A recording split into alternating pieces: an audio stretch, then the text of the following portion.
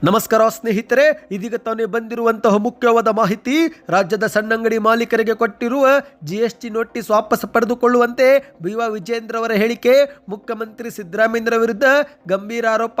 ಇದೇ ನಡುವೆ ಮುಖ್ಯಮಂತ್ರಿ ಸಿದ್ದರಾಮಯ್ಯರ ಮಹತ್ವದ ಸಭೆ, ಒಂದು ಬಾರಿ ಬಾಕಿ ಮನ್ನಾ ಘೋಷಣೆ.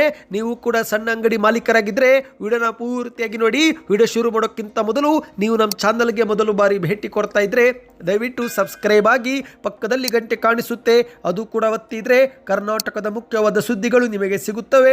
ವಿಡಿಯೋಗೆ ಲೈಕ್ ಮಾಡಿ ಮತ್ತು ವಿಡಿಯೋ ಪೂರ್ತಿಯಾಗಿ ನೋಡಿ. ಹೌದು ಸ್ನೇಹಿತರೆ, ಇದೀಗ ರಾಜ್ಯದ ಸಣ್ಣ ಅಂಗಡಿ ಮಾಲೀಕರಿಗೆ ನೋಟಿಸ್ ಕೊಟ್ಟಿದ್ದಕ್ಕೆ ರಾಜ್ಯಾದ್ಯಂತ ಬಂದ್ಗೆ ಕರೆ ಕೊಡಲಾಗಿತ್ತು.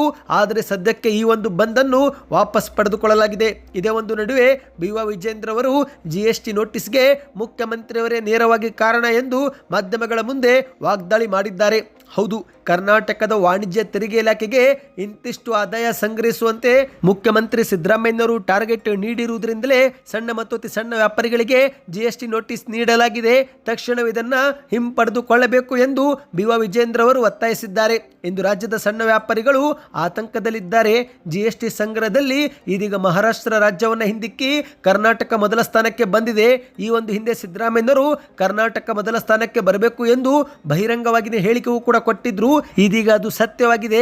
ಜೊತೆಗೆ ಅಧಿಕಾರಿಗಳಿಗೂ ಕೂಡ ಮುಖ್ಯಮಂತ್ರಿ ಅವರು ಟಾರ್ಗೆಟ್ ನೀಡಿದ್ದಾರೆ ಎಂದು BY ವಿಜೇಂದ್ರ ಅವರು ಕಿಡಿಕಾರಿದ್ದಾರೆ. ಇನ್ನು ಇದೊಂದು ಕಡೆ ಆದರೆ ನಿನ್ನೆ ಮುಖ್ಯಮಂತ್ರಿ ಸಿದ್ದರಾಮಯ್ಯನವರು ರಾಜ್ಯದ ಸಣ್ಣ ವ್ಯಾಪಾರಿಗಳನ್ನು ಪ್ರತಿನಿಧಿಸುವ ಹಲವು ಸಂಘಟನೆಗಳ ಮುಖಂಡರೊಂದಿಗೆ ಸಭೆ ಮಾಡಿದ್ದಾರೆ. ಸಭೆಯಲ್ಲಿ ಸಣ್ಣ ವಾಣಿಜ್ಯೋದ್ಯಮಿಗಳಿಗೆ ತೆರಿಗೆ ಇಲಾಖೆ ನೀಡಿರುವ ನೋಟಿಸ್ ವಿಷಯಕ್ಕೆ ಕುರಿತಂತೆ ಚರ್ಚೆಯನ್ನ ಮಾಡಿದ್ದಾರೆ.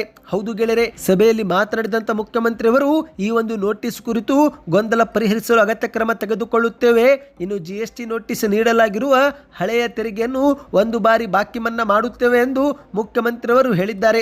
ಇದೇ ಬಳಿಕ ಮತ್ತೆ ಮುಂದುವರೆದು ಮಾತನಾಡಿ, ಸಣ್ಣ ವ್ಯಾಪಾರಿಗಳಲ್ಲಿ GST ನೋಟಿಸ್ ಕುರಿತು ಗೊಂದಲವಿದೆ. ಸಾಲದ ಮೊತ್ತ ಕೂಡ ಇದರಲ್ಲಿ ಸೇರಿಕೊಂಡಿದೆ. ವೈಯಕ್ತಿಕ ವಹಿವಾಟು ಮಾಡಿದ್ದ ಹಣವು ಕೂಡ ಇದರಲ್ಲಿ ಸೇರಿದೆ. ಹಾಗಾಗಿ GST ನೋಟಿಸ್ ಬಂದಿದೆ.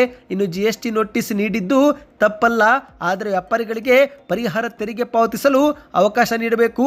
ಇನ್ನು ರಾಜ್ಯದ ವ್ಯಾಪಾರಿಗಳು ಕೂಡ ಮಧ್ಯವರ್ತಿಗಳಿಗೆ ಹೋಗದೆ ನೇರವಾಗಿಯೇ ಇಲಾಖೆಗೆ ಸಂಪರ್ಕಿಸಿ ಸಮಸ್ಯೆಯನ್ನು ಬಗೆಹರಿಸಿಕೊಳ್ಳಬೇಕು ಎಂದು ಮನವಿಯನ್ನ ಮಾಡಿದ್ದಾರೆ. ಇನ್ನು ಇದರ ನಡುವೆ ವಾಣಿಜ್ಯ ತೆರಿಗೆ ಇಲಾಖೆ ಅಧಿಕಾರಿಗಳಿಗೆ ಸೂಚನೆ ಕೊಟ್ಟಂತ CM ಅವರು ಶೀಘ್ರವೇ ಸಣ್ಣ ವ್ಯಾಪಾರಿಗಳಿಗೆ ನೆರವಾಗುವಂತೆ ಒಂದು ಸಹಾಯವಾಣಿ ಪ್ರಾರಂಭಿಸಿ.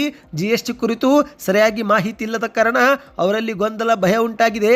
ಜಾಗೃತಿ ಕಾರ್ಯಕ್ರಮ ನೀವು ತೆಗೆದುಕೊಳ್ಳಬೇಕು ಮತ್ತು ನಮ್ಮ ಸರ್ಕಾರ ಒಂದು ಬಾರಿಗೆ ಹಳೆಯ ತೆರಿಗೆ ಬಾಕಿಯನ್ನು ಮನ್ನಾ ಮಾಡುತ್ತೆ ಎಂದು ಮುಖ್ಯಮಂತ್ರಿಯವರು ಹೇಳಿದ್ದಾರೆ. ಇನ್ನು ಮುಖ್ಯಮಂತ್ರಿಯವರ ಸಭೆ ಹಿನ್ನೆಲೆಯಲ್ಲಿ ರಾಜ್ಯಾದ್ಯಂತ ಕರೆ ನೀಡಲಾಗಿದ್ದಂತ ಬಂದ್ ಅನ್ನ ವಾಪಸ್ ಪಡೆದುಕೊಳ್ಳಲಾಗಿದೆ. ಯಾವುದೇ ಅಂಗಡಿಗಳು ಬಂದಿರೋದಿಲ್ಲ ಎಂದು ಹೇಳಲಾಗಿದೆ. ಸ್ನೇಹಿತರೆ, ವಿಡಿಯೋ ಇಷ್ಟವಾಗಿದ್ದರೆ ಲೈಕ್ ಮಾಡಿ, ಚಾನಲ್ಗೆ ಸಬ್ಸ್ಕ್ರೈಬ್ ಮಾಡಿ.